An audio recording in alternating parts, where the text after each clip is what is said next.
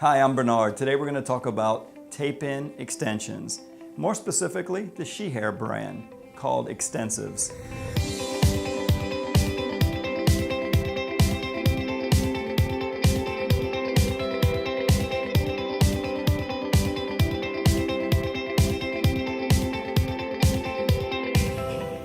Extensives are different than all other types of tape-ins, averaging 3 months and able to reuse the hair up to 2 or 3 times with no oozing of goo or glue coming out of the bonds.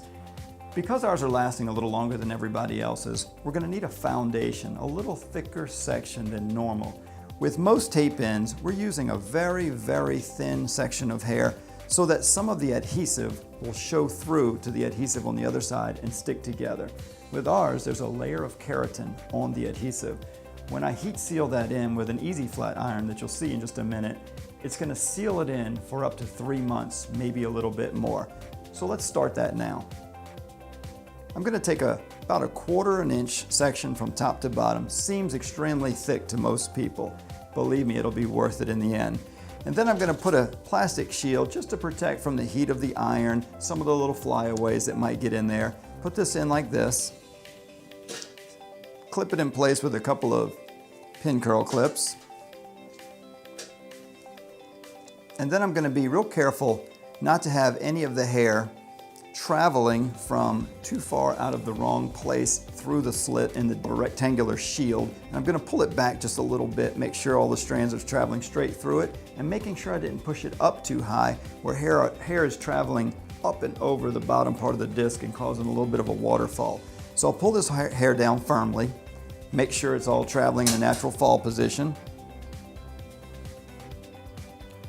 So what most people do when putting tape-ins in is they hold this section out and place the adhesive against the section from the bottom, and then another one on top, and then let it fall, and you get a little bit of a looping. What's going to force them to stay in longer and perform much better is to pick up this section of hair and lay this against the scalp or the shield right along the top of the she word, which is about a 1/4 inch away from the section, and lay the hair down onto that piece. Give it a little press, grab another piece, turn it around where the adhesive's going down, and line it up directly on top of the other piece. Give it a firm press. So now, when I do pick it up, it's okay because it's made and stuck in a fashion to make it fall in a natural fall after I heat seal it in. So this is when I'm going to pick it up like this, use the easy flat, which is no hotter than a regular flat iron in the salon. Press it together here, press on the end. You can actually hear it sizzle and crackle for about 7 to 8 seconds. Pop it open quickly, put it down, and quickly come in here and press the bond together all the way across.